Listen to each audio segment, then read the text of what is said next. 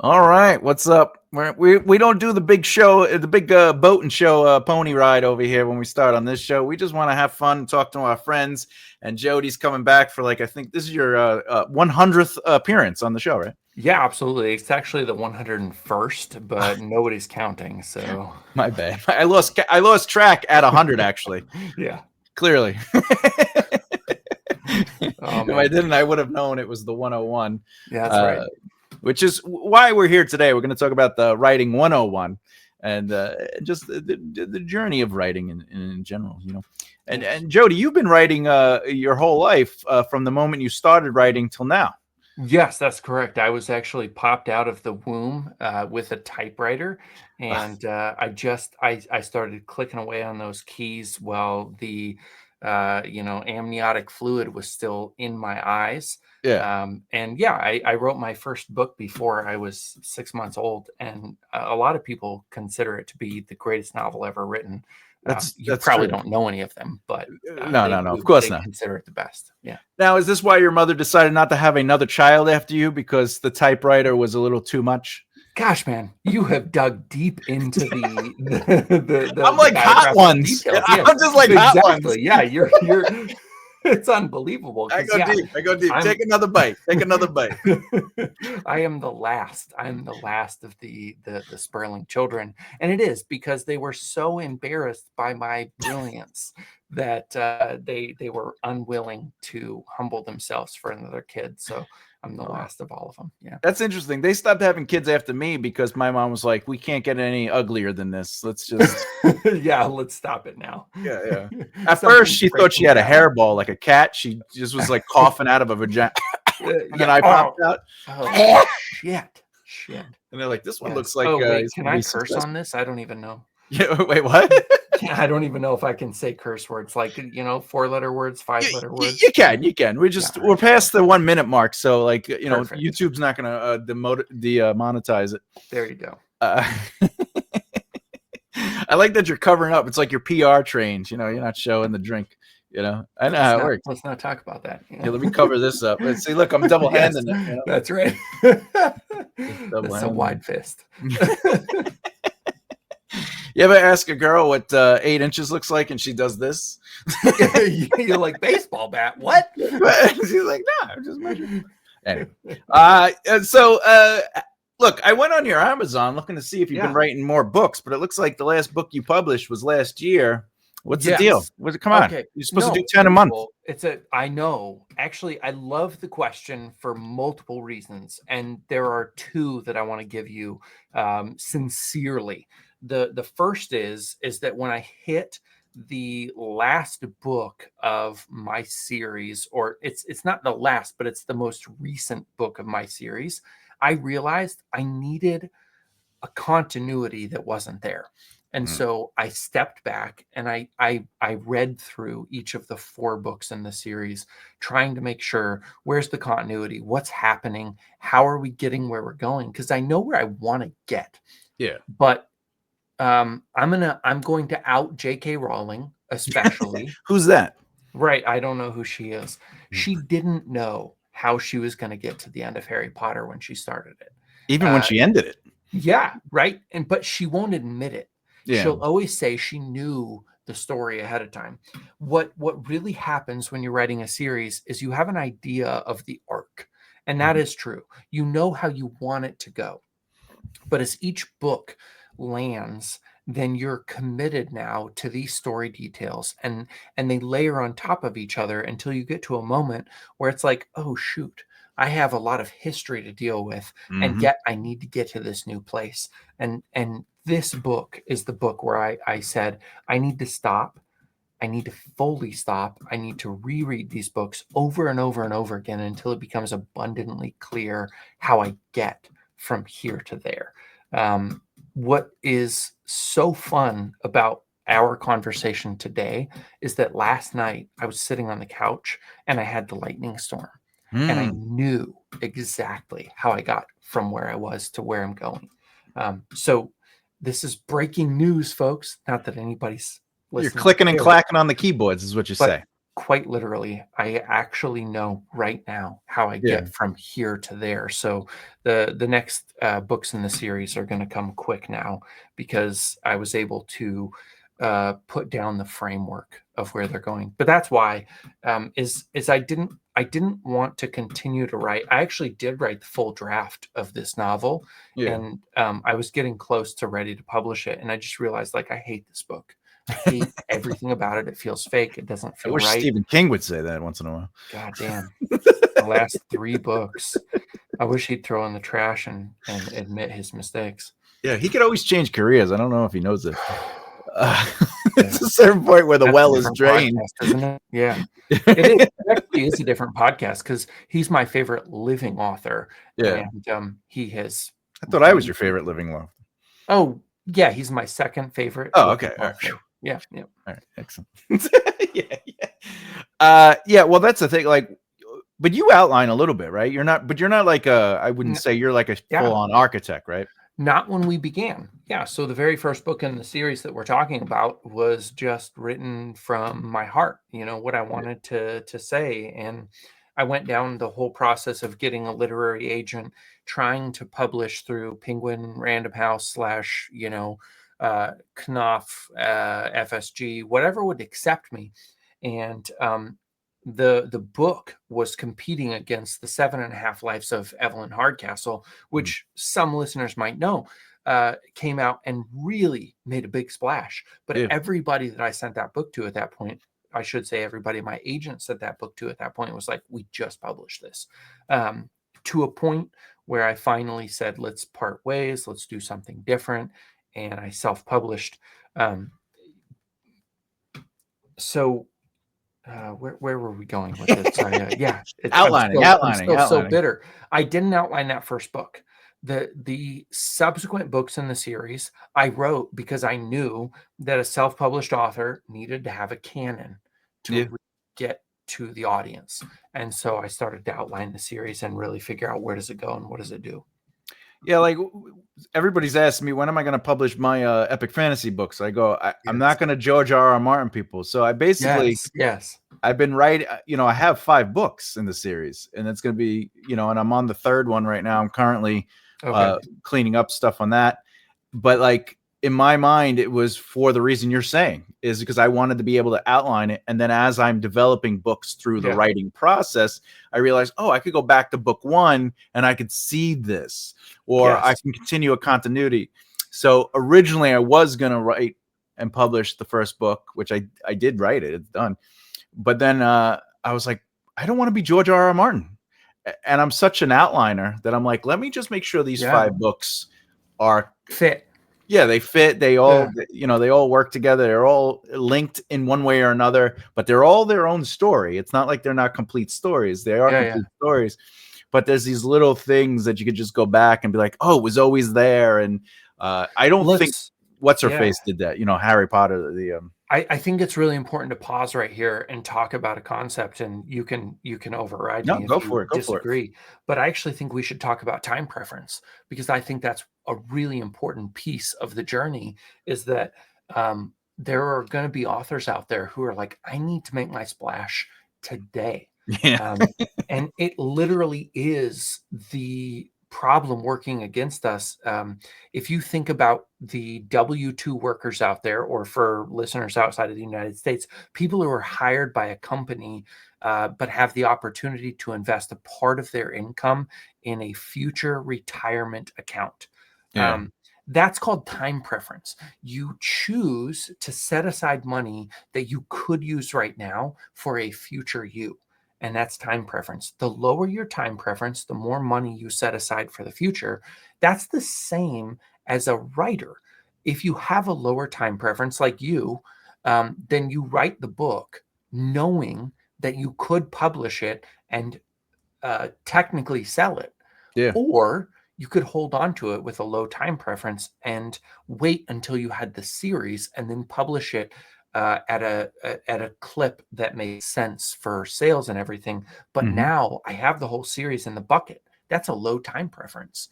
Yeah. And also additionally, now you can publish a book every 3 months or every 6 months Exactly. or every If year. that works for the hype. Yeah.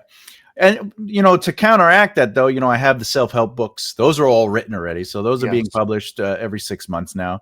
Yep. And I also have the how to write books, like the outlining books. So you could still keep your audience fed, as one might say.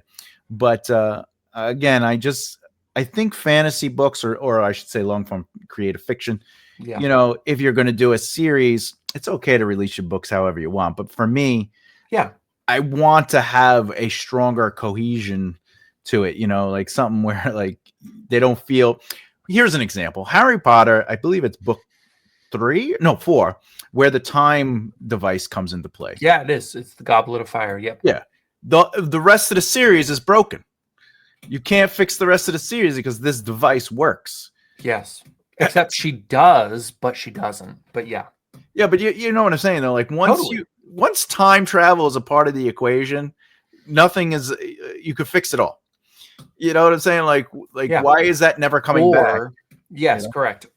I agree with you, and that's why what I was saying about time preference matters, is because you either have to know well into the future why this device doesn't continue to solve all your problems, or you've broken things. Yeah. It really is a fully either or situation. It's like having a character and they become completely immortal. Yeah. Like you can't go anywhere with that, really. I mean, you could start telling more human stories with like, the vampire conflict where it's like everyone's dying around me, but at the same time, like they could fix, you can't kill them. Yeah. They could just walk through people. Yep. Like you have to think differently. And I don't think she really did a good job with that. I'm not really a huge fan of that, but I'm also 47. Yeah. And when that came out, it was for kids. I will say I do love Harry Potter. Not only do I love Harry Potter, but if I could read you the first few lines of the series that I'm writing, I said I originally had the idea that the objects in my book would mirror the Horcruxes from Harry Potter. That's the very first line. So I get to book 5 and I'm having this existential crisis. And that's the first line I write. So one is, I really admire what J.K. Rowling has done with Harry Potter. That character, Hermione, Ron Weasley, I'm deeply in debt to what she did.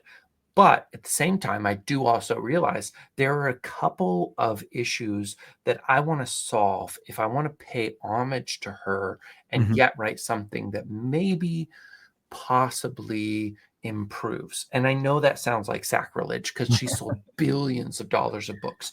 But if I want to take what she's done and build on the back of it, then I want these objects to serve a greater purpose.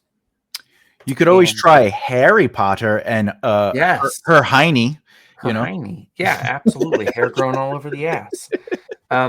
What I think you really need, and what I think that she never addressed, is that when you bring a powerful object into any story, it becomes so singular that unless you give it limitations, it is cosmic to the universal level. And suddenly you're telling an MCU story. You're like, oh, there's multiple universes. There's a billion universes. Yeah.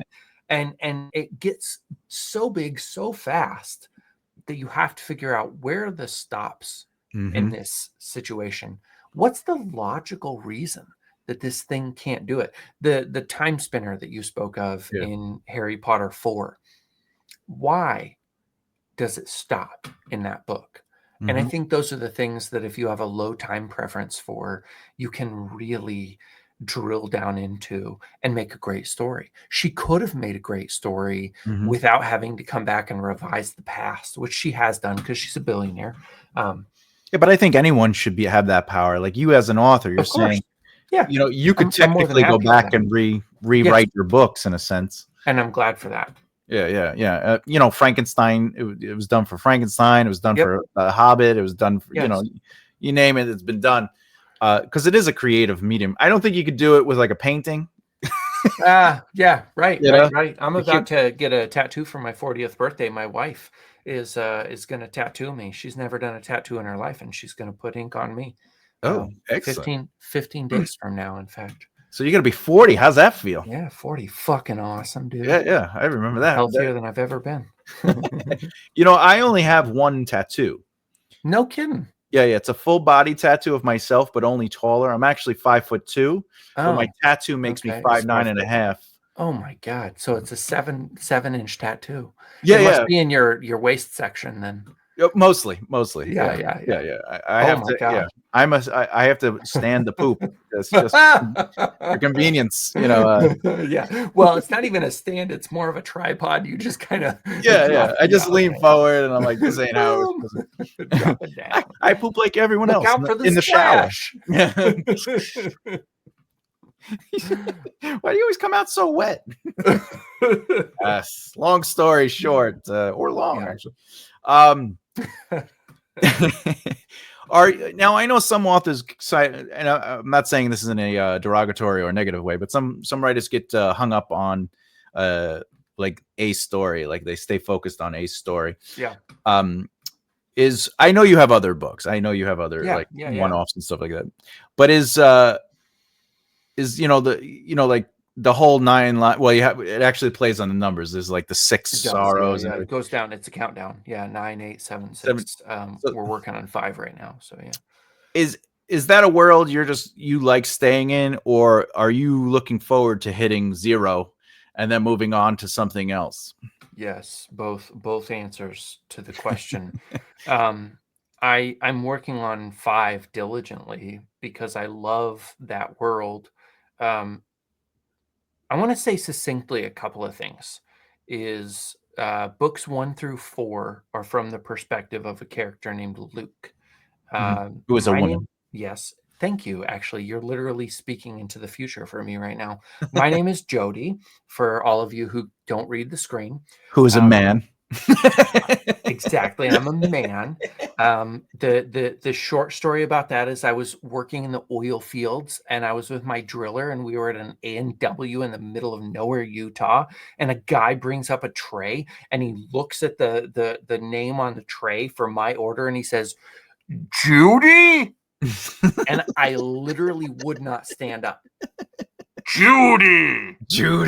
And I didn't stand up again. And he looks around and he looks closer at the little order thing. And he says, "Jody?"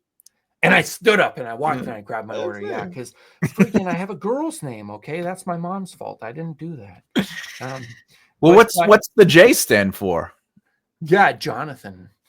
So they could have went the other way and you would have been fine. Jonathan Jody, I would have been great. Yeah, but my dad's name is Jonathan. My dad's name is Jonathan David. His dad's name is David Paul, and David's dad was named Paul something. We don't fucking know because that's too far back. Is this a Norwegian thing? Aren't you from Switzerland? German. I'm actually German. Yeah, Sperling. It's the sparrow. Sperling. Sperling. Sprechen Sie Deutsch? Ja. Yes, sprechen Sie Deutsch. Exactly. Guten Tag. Yes. Yeah. So we're all a bunch of birds in this family. But so yeah, from Deutschland. From Deutschland. I have a girl's name, and so I gave my main character in my series a boy's name. Yeah. And I always have to defend it, no matter where I'm trying to sell the book. And they're like, "Oh, Luke, why does Luke have such long hair and boobs?" She looks good on the page. Exactly. She looks really nice on the cover of the book. In fact, she's beautiful, but she smokes cigarettes like her author and she drinks too much like her author. And she's just you don't look like a smoker though. Because you're tall, you work. You've quit. I have quit. So you smoke vicariously through her. Thank God. You just lick the page. I do. Yes, I'm so glad to talk to you right now. I haven't talked about this in a long time, but I do. She smokes like 50 billion cigarettes every day. So that's why your pages are more than cream. They're yellow. They are. Yes, they're they're tobacco yellow. You heard it here, folks. That's correct. So wow, we totally lost the thread of this. No, you were saying that you gave her a male name because your name is a female name. Yeah, and Yeah. No, or at least that's how that's you're proclaiming it. But yes. again, it's just a name. It doesn't Yeah, necessarily it have a doesn't. feminine No. value. And I actually do. So Luke is a character. We'll get back to your question because I have remembered the distant question you asked. But the reason that I wanted to do this is because I was really exploring like what is it to be a male or a female? And so Luke really sometimes is preposterously feminist in a Yeah. way that's offensive to feminists. They'll read it and Okay. they'll be like, she doesn't even like that's too feminist. But Luke will take that stance because I want it to be hyperbolic. Yeah. Um, that I think was a big piece of developing the character. But your original question was, am I working on other things too? And the answer to that is yes. So I want to build this series, and Luke lives with me all the time, always You pay rent? questioning. She, yeah, I wish she did because I fucking need the money. Um, she does though. She lives with me, and her thoughts kind of always question my thoughts, and I Yeah. really appreciate that. There's also another part of me. I've been working on a memoir just called Papa. Mhm. Um, I'm the father of 3 boys. Mhm. We lost our daughter Mhm. about 12 years ago now, Wow. and yeah, that was that single event destroyed 90% of my life. Uh, I Sure. was Yeah. I was a man of faith. Mhm. I grew up in the church. I was pious in every way, and when we lost her, I also lost my faith. But I do still consider myself spiritual. Maybe you found your truth, though. Yes, no doubt. You Yeah, no know. doubt. And where I stand today is better than where I stood then. Mhm. Mhm. Um, Well, Jesus Christ, tell me more. yeah. It is true, man. Yeah. It Yeah. is true. Is there something about living in this truth that makes you look back and say, "Why did I believe that in the first place?" Oh, really great question, man. Yes. Um,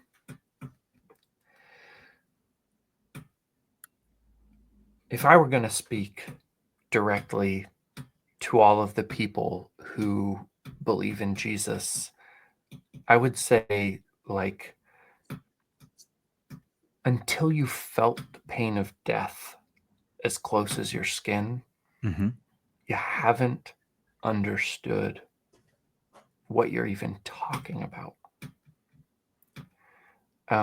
There are a lot of people who focus on their own shortcomings, and it's like masturbation, man.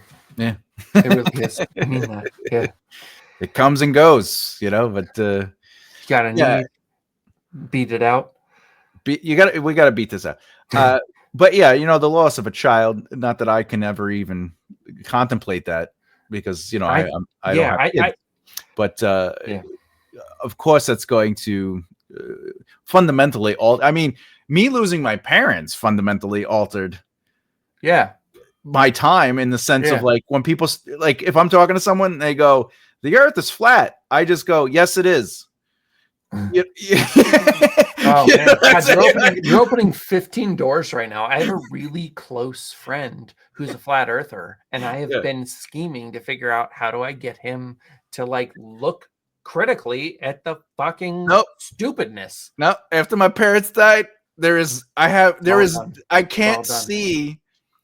I can't see the end game in caring enough to have someone that Okay. to me like they believe the earth is flat as long as they're not fundamentally trying to change the government to change the way we like Wow. Okay. I'm just like they're not breaking the 2 rules, which is True. don't Yeah. hurt Yeah. somebody and don't go out of your way to mess with people, right? Like You those are the are. 2 rules of life. You're literally a Bitcoin apologist right now. Well, I'm just saying, like, I know the earth is oblique. You know what I'm saying? Like, No. I'm with you. Like I said, yeah, you're a Bitcoin apologist. You're like, if they don't hurt me and they don't hurt someone else, let's just like let everybody believe their shit. And I yeah, just totally enjoy agree it. with you. Actually, I'm the same. Yeah. Yeah, but before my parents died, I'd sit here and I would fight. I would die on the hill to prove to this person that they are wrong, And now I Yeah. just don't care, because what does them being wrong do for anything? So let's die on a couple of hills just for the fuck of it, right? Like, Sure, let's try it. Let's try yeah, it. yeah. I don't actually. I have no hills to die on right now. You and I have had some classic and lovely arguments. That's right. That's I right. don't have any to die on right now, but I will say I fully agree with you. And even since the last time that you and I have spoken, I'm less willing to die on hills than I was then. Like, yeah. Well, yeah, because there's just so much like, I mean, there is a difference. Like, if somebody hires me to speak, or somebody's hiring me Yep. to teach them, obviously, like, my stance has to be like, I have to. I know part of my I job know is to some change your stuff. I brain. know some stuff. Yeah. Yeah. But if somebody, but again, I care about you as a human being. So if you said something like, Mhm. I'll just not to open up a can of worms, but if you were like, Oh, please. marketing is not as important as a great book, right?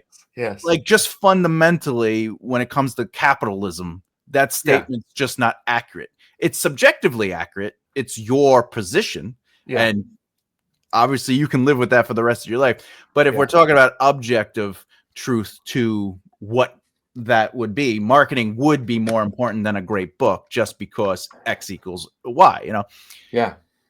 Like, that's something that I know that I would have an argument with you about, just because I care about you, and it's interesting to see how your brain works. But I'm not actually sure we would have an argument about that anymore. In the past, right? Yeah, we have, and Yeah. we might still slightly debate about the details. Let me say, and I'll bait the hook if you wish to bite. Sure. Let's see what happens. I believe that a perfect book will last longer than a not perfect book. All right. Well, if I can put some stipulations on that, Yeah, I please. can agree with that statement. Okay. The book is a part of the zeitgeist. Okay. Then I agree with you. If the book is something an independent Okay. author wrote and doesn't do the work that would get the book seen by anybody, then I disagree with that. Okay. And the reason is because a perfect book cannot last in a world of nothing. Oh, yeah, absolutely. Okay. Yeah, we do actually agree. We agree. Yeah, we agree. Yeah. Yeah.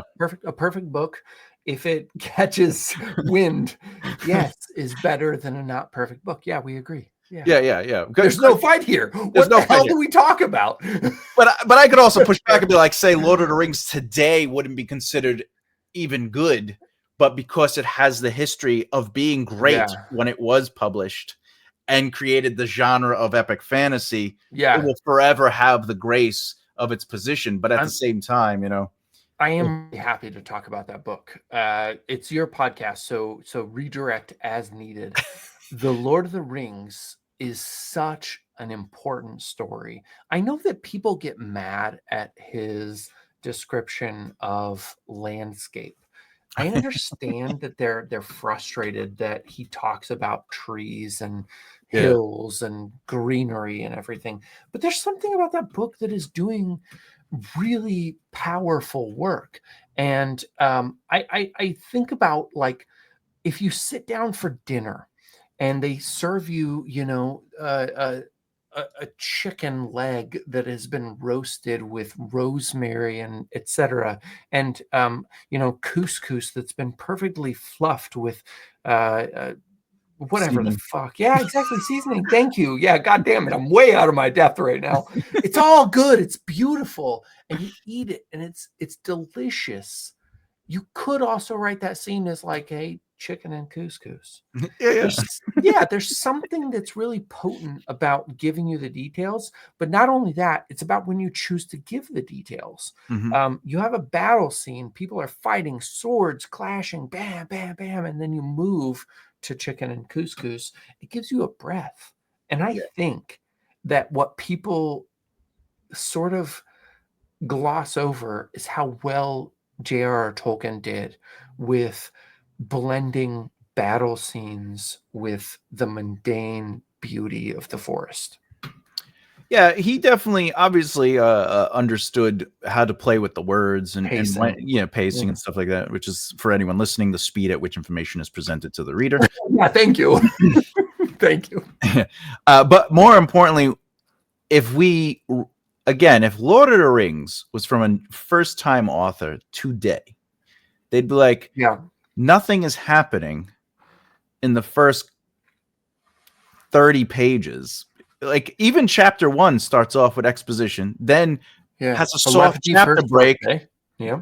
Yeah, but then there's a soft chapter break, and then there's more exposition, and then there's another soft chapter break, and then there's more exposition, and we Yeah. don't get any physical movement. That is fair. Yeah, absolutely. I can't disagree with you. Yeah. Yeah. You know, and the prologue is just history. Yeah. But I am a fan of Lord of the Rings. Yeah. Yeah. You know, I but guess again, it's not writing changes over the years. The it way does. we Yeah. like, for example, you and I, we could sit down and watch a movie like Shawshank Redemption and be into it, right? Fucking love that movie, dude. But a Can't kid, never. like a 10-year-old today, couldn't sit down and watch that movie. My Right? 10-year-old wouldn't even understand what's going on. He literally wouldn't have context. Yeah. Yeah, right. And Because there are age difference, but that's the same with us. If we watch, say, a movie from the 1920s where it's one set, it's basically a theater play. Okay. There's no cuts. It's long takes. You know, like the script is very simple and nothing's really. You know what I'm saying? Like, I'd like you to pause. yeah, please. Because and I want to hear your take on this more than I want to make my argument. It's actually not an argument, it's a why. Mm-hmm. I read a book called Mr. Peanut by Adam. Yep, it's a beautiful book. I love the book, but it's based on the works of Alfred Hitchcock, and so it talks about a lot of his movies throughout the book. And so I loved that novel so much that I literally went back and watched every Alfred Hitchcock movie that I could find. Masterclass, absolutely. Yeah. Masterclass. It's brilliant. What I'm thinking is that like a movie like Rope, Jimmy Stewart, single take, never leaves the room. Exactly what you were just saying. Yeah. It was enthralling for me. Well, that was a single take. Like the whole movie is basically Birdman. Yes. For anyone to compare the visual. Yes. No, thank you. Yeah, absolutely. But what I want to know is what you just said was that like a different generation couldn't get it. But at least that's what I heard. Yeah, that's what I'm saying. Generation couldn't get it. Yeah. I got it, and I dug in hardcore. All right, didn't make that for me. So let me do a little caveat. Yeah, give me more. All right. You're also watching it with you were emotionally connected to a book that talked about it, and 2, you're also a writer. You like story, you like narrative, you like right. Yeah. So yeah. I would almost argue that most filmmakers today can go back and watch that for what it is. But I'm talking about the average consumer of media, and that's why there is a big difference between like, streaming, for example. Yeah. Streaming is written specifically with the purpose to keep people from looking at their phones. Yep. Right? Because they keep it simple, stupid, right? It's KISS, right? Keep it simple, stupid. That's like but the big argument is Shawshank Redemption is something you have to pay attention to get the full arc. You can't just casually watch that movie. And at the end of the day, I think when people, the average viewer I'm talking about, goes back and watches something like, Vertigo, it's hard to get through those. It's almost hard to get through The Shining too, as a movie, right? Because it's slower. It is a slower movement of film. There's a lot more going on than being presented, right? There's a lot of subtext to shots, not even dialogue. Right. So a filmmaker or somebody who likes story like us, right? Narrative, we're going to watch that with a different eye, right? But your average viewer, they have to have something special connected to that. That's all I'm saying is books are the same way. Every 10 to 20 years, the style in which we consume, I don't know. Have you ever read the Dragonlance books like, Autumn and Twilight and all that stuff? Well, I certainly haven't read Twilight. No, not Twilight. It's called the Autumn of Summer's Twilight. It's one of the Dragonlance books. No. And I read those books when I was a kid, and now I'm re-listening to the audiobooks, because whatever. Yeah. But at the same time, I listen to it, and I can honestly agree with anyone that says this isn't fantastic writing. But at the same time, it's amazing to me because I have it was great when I read it because that was the style. It's like that. It is from the 90s, but it has that 80s kind of fantasy writing, Right. Like, but nowadays it's like you need movement, you need things happening. What's one of the biggest rules? Start in the middle, right? And a lot of those things didn't. In medias res. Yeah. So but again, I can be a fan of that, but I would say the average consumer needs right away, for entertainment purposes. I keep waiting for us to argue in this conversation, but I keep agreeing with you, and so it's awful. It's horrible for the listener. Like we're agreeing on everything in the world. Yeah. Go. Exactly. Wait, are we? Oh, you're agreeing. Purple is. I've agreed about everything. It's unbelievable. Let's cut the show short now before it goes off the rails. Let's get into a little bit of you've been doing something that I would absolutely that I do absolutely support. You've been going out there and getting into the arena, as one might say, the physical element of being an author, which is going to conventions and other let's meet up kind of events. For those listening, I'm asking you to answer this in more of a way that those listening could benefit from it. What is 3 things you perceived going into it that were changed once you were in it? Okay, let's give them all some time to think about their answer, but also you're going to get a lot of reaction to whatever happens when you're there. I think that's a major thing, is you assume that because you have a great interaction with a person that you're going to hear from them again. That's one thing I believed. That's not true.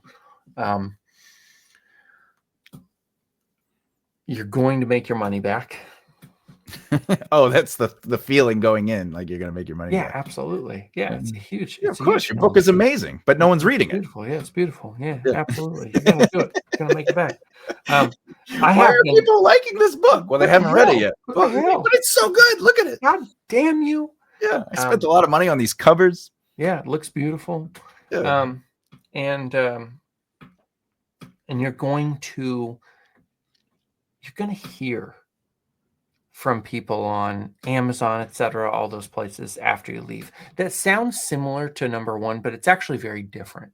Is that like you're going to build a relationship as number 1, but number 3 is people are going to tell their friends, and you're going to see a bump. Oh, like not true. You're going to hand out 1,000 business cards, and no fucking person is going to take that business card and do anything with it. If I may, to understand the point, please. You just said with the card. Yeah. Think, for anyone listening, including yourself, Jody, you feel free to be a part of this conversation. You're here. How many business cards have you collected? And by the way, this is the royal you of everyone listening. How many business cards have you collected? And then how often do you look at the pile of cards you have collected without going through it and either A, adding them to your contacts, B, emailing them, or C, emailing them? That's 100% correct. Ding, ding, ding, ding, ding, ding, ding, ding. Yeah. The answer is never. Not at all. Yeah. So those are probably the 3 things. What I will say is that with the exception of 3 shows, I have never fallen short of what I needed to make in order to make it worth my time, which means I've broken even. Yeah. There are 3 times I've actually lost money doing a show, and those really, really hurt. But when you're talking about going in person, it is really nice to break even or go above. You meet people, you kind of build relationships, and I am going into year 3 of doing this. So I can say with a level of confidence that what you think is a failure of a show may actually end up being a success of a show when you come back the next year, because you'll have people come back and be like, hey, I read your book. I love Yeah. it. I want to get the next in the series. Or even if you write standalone books, come back and be like, I loved your book. What else do you have? And that is a really exceptional feeling Yeah. for somebody to be like, I came for you. And I have had that enough that it's not an outlier. It's a real reason to be physically in person. You and I have had a number of conversations where we've talked about the power of branding, Yeah. and accidental branding happens when you're in person having those conversations, Yeah. because people come back and they love you. And that's Yeah. really cool.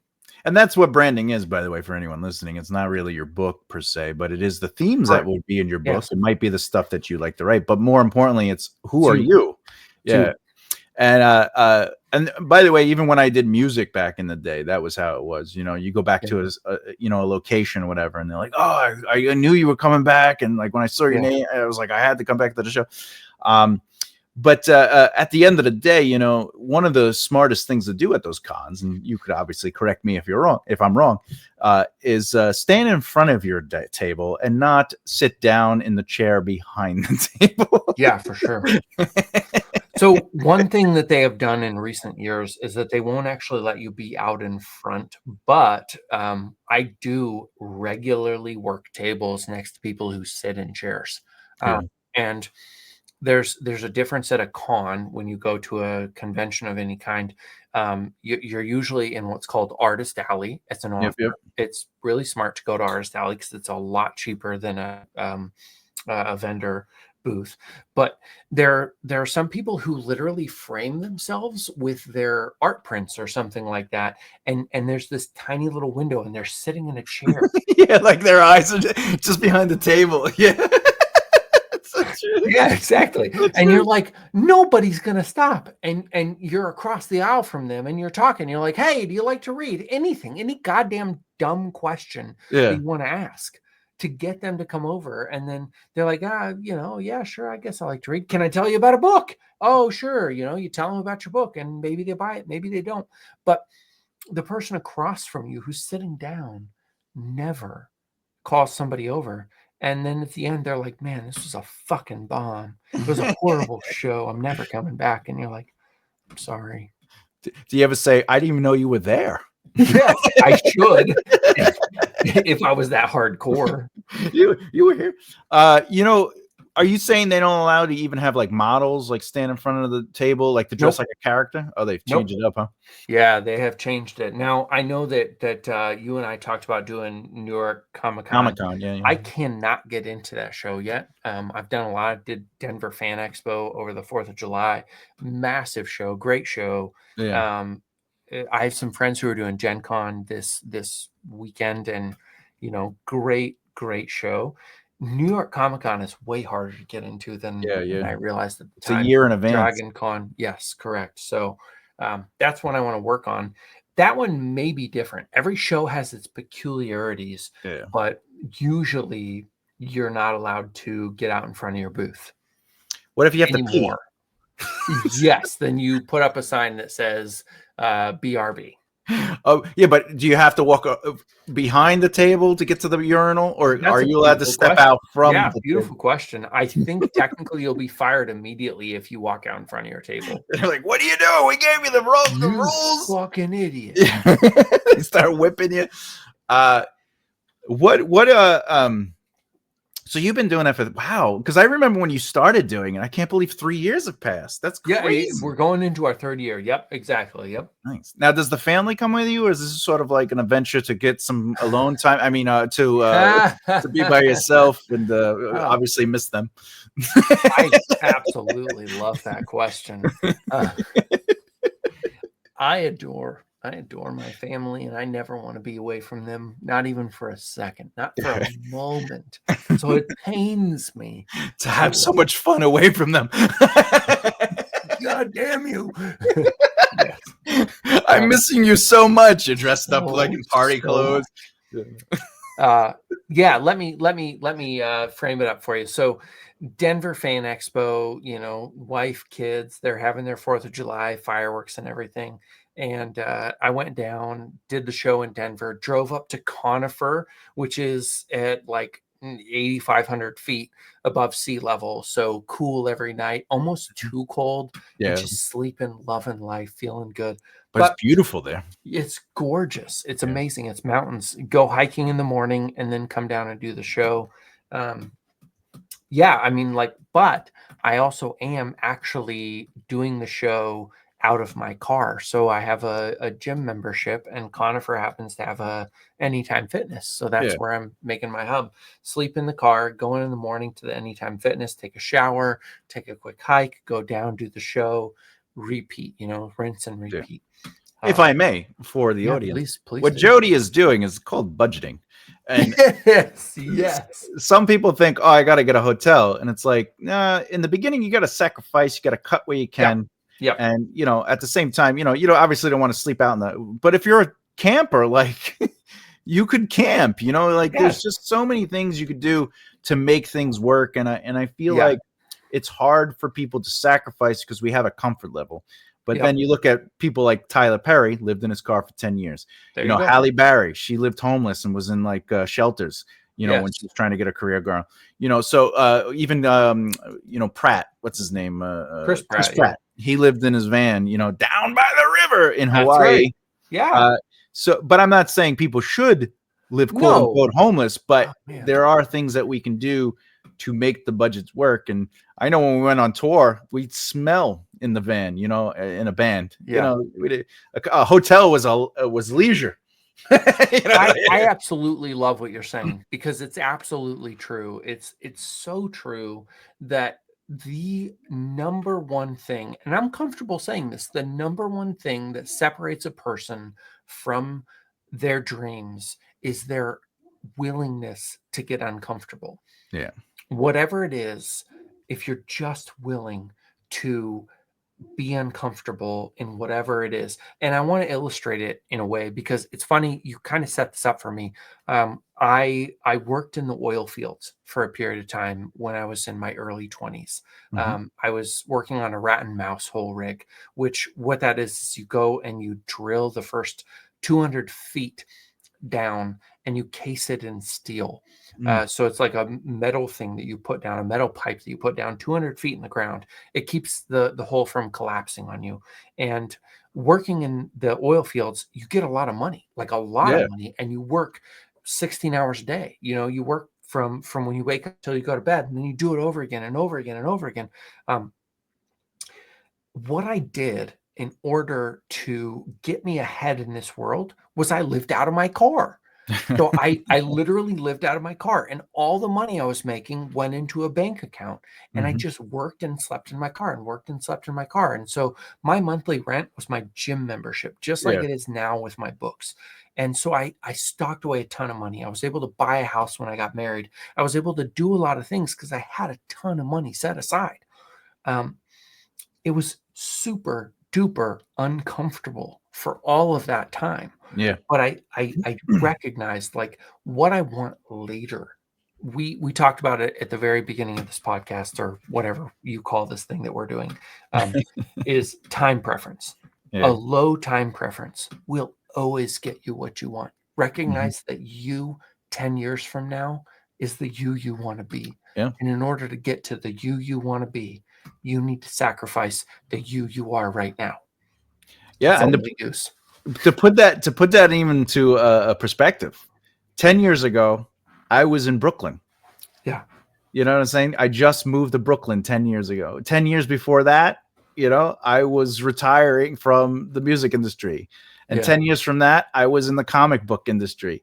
You know, like it just 10 years flies by. Oh my gosh. And if you're preparing for 10 years, not that you shouldn't be quote unquote doing things per se, but everything you do should be in preparation for what is to come Yeah. because you are working towards it. But a lot of people like, I need the comfortable house now. I Right need now. the car right now. I need, and every single millionaire that was a mentor to me, every single wealthy person Mhm. had the crappiest car Yeah. ever, Yeah. Absolutely. And I used to say to him, I go, why don't you want a nice car? He goes, because if I need one, I rent a car service with a nice car. Yes. So I get a driver, and then I could go to an event. I don't have to worry about driving drunk. Right. I go, but other than that, I just need to get from A to B. Like I don't, if my mind is like a nice car, it's a waste of money because how often do you drive? If you're putting $400 a month on a nice car, and that's not even the insurance, and you only use the car maybe 5 to 10 hours a week. Because if you're wealthy, you're not going to work. Yeah. Like right, that. You're a business owner at that point, and if you're an author, it's the same thing. Yeah. That's actually an important piece of this conversation. Is authors need to think of themselves as business owners and figure out how to do that. And that's why I recommend you buy my book. No, thank you very much, ladies and gentlemen. Thanks, Jody, for the handoff. Have you seen the cover? Have you seen the nice book? Have you seen it? Yeah, it's beautiful. I love it. Yeah, I spent a couple hours on that cover, and like my friend was like, "Couple, huh?" Well, yeah, I did all my covers. Have you seen the other covers I did? Yeah, I've seen everything that you've done. Oh, you stalk me. I do, actually. I stalk you. I follow you. I make sure that I'm fully up to date on everything you do. I'm only 2% joking. I actually am always paying attention to you. Yeah. Oh, so you've fantasized about us dressing like this in a rock band. Oh, you had that ready. Like you know who that is, right? Softball that. Yeah. I mean, that's Manowar. There you go. Beautiful. It's a heavy metal band. I guess like Metallica or something. No, it's if you're not into metal, you are not my friend. Heavy metal, no metal. It's a great band from the 80s. I just want to put that out there. You're old, dude. I'm 47. I told you. I used to hide my age, and now it's like you can't because of my wrinkles.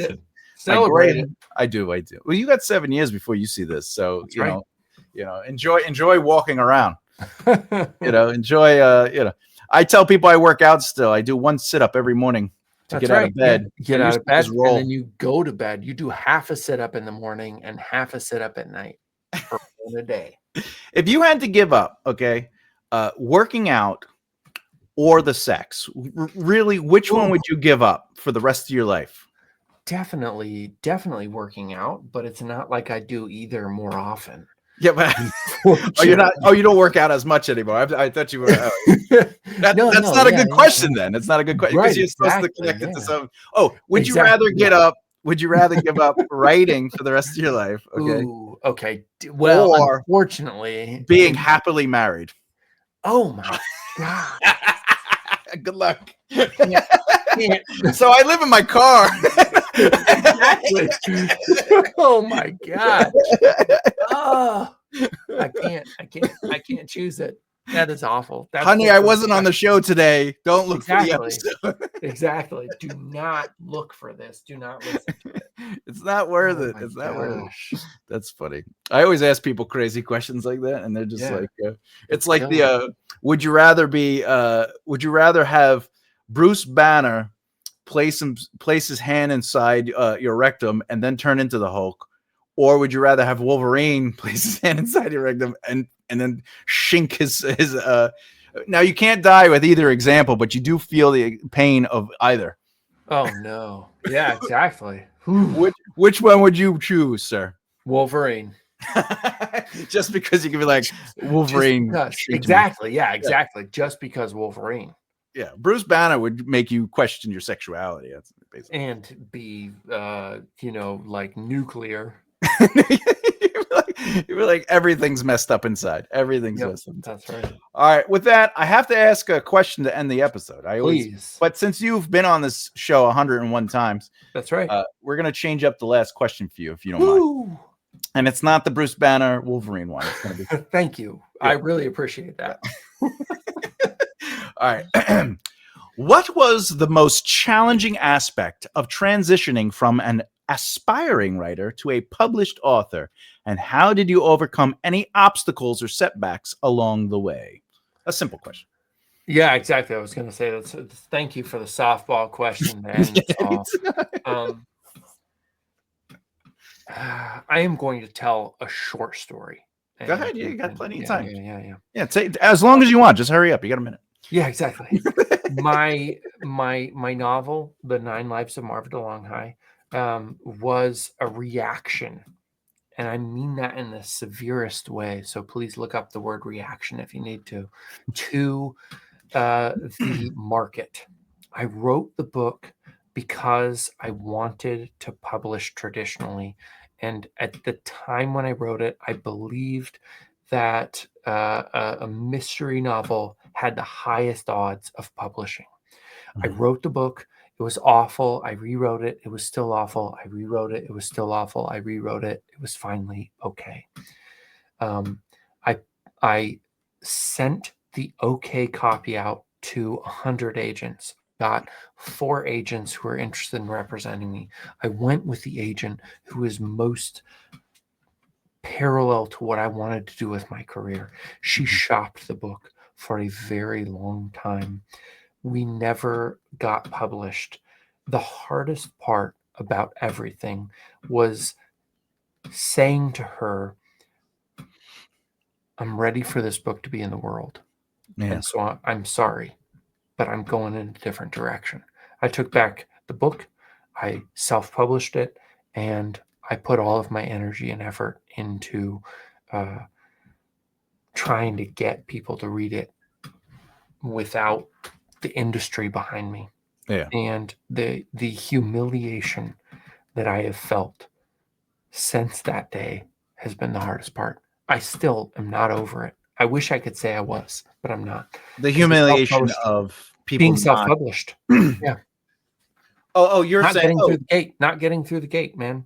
That hurts so bad. I can't tell you.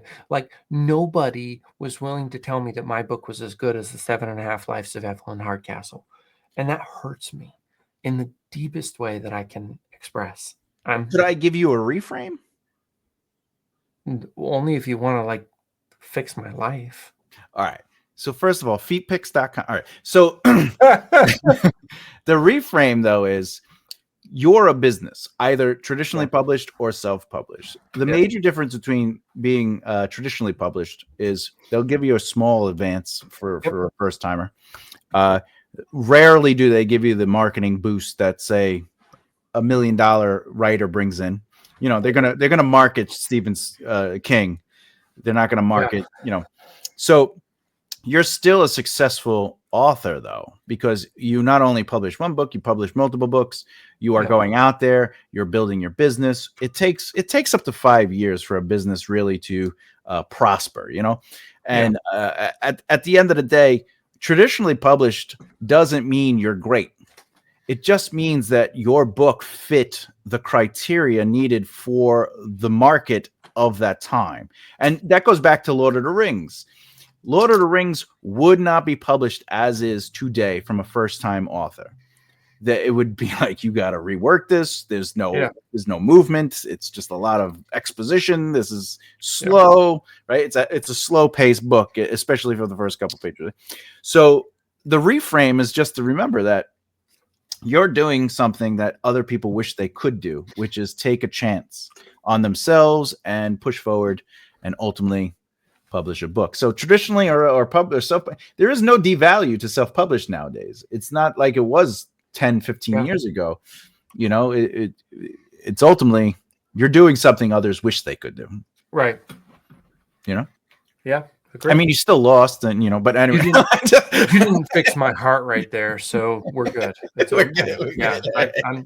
I don't feel any better than I did before you started talking, so we're good. So you could keep writing because you could write through that Yeah, I'm pain. You're like, fucking broken. Yeah, thank you. Thank do you. you, just before we go, so I had a few clients actually in different genres and fields, music and everything. And one of the things I did notice is what you're basically saying is like I needed, and I'm not verbatim saying you're saying I need validation, but something that artist brains really struggle with is if my work doesn't make me successful or make me money, I'm no good. But your quality of work isn't based on people accepting it in an industry that is about making money, because there's also literature. Literature doesn't sell as well as market. Right. So writing to market is going to be more. Your books aren't. I would say your books aren't to market. Your books have something to say. There's a little deeper. You do a little more play in your prose. I wish to. Yes. Yeah. So you have to also put that into perspective, is that you're not necessarily going, all right, I'm going to read what's good now. Yeah. And I'm going to take this. It's like I'm going to jump on that train. Yeah. No. Yeah. If this was 10 years ago, you'd be writing vampire. Your detective would be a vampire. Yeah, I do not wish to do that. That is true. So keep that in mind. It's like music. When I was in the music industry, the record label was like, I want to mentor you, but we can't sign you. Because your music people won't understand. It's amazing. Your shows are great. People love your shows. So I'm going to teach you the industry. And that actually changed my life. Yeah. That I didn't get signed because we wouldn't have done anything, Yeah, I do actually appreciate that. I mean, I don't have a ton to say about it, but I really do appreciate the fact that there are people out there, no matter where you're at in your experience, that really understand what you're doing. And not taking them for granted is a really powerful boost to wherever you're going, regardless of where you're going or where it gets you. Yeah, 100%. 100%. All right. With that, sir, thank you for your words. Thank you for your time. As always, how do they find you? It'll be in the description, but for those listening to audio. jodyjsperling.com. My name, if you're watching this podcast, you can spell all that, so I'm not going to humiliate you by doing that. Or Jody J Sperling on any social media outlet. Same thing. That's right. And footpics.com. That's right. / Jody and Tom. Fans only. That's right. That's right. Are you on Patreon? Everywhere. No, I'm not on Patreon. You should go on Patreon. Substack. The Substack. Yeah. You can follow your newsletter. That's right. All right. With that, everybody, thank you so very much. I'm Thomas J. Bellezza, and as always, keep developing the right mindset. I'll see you next time.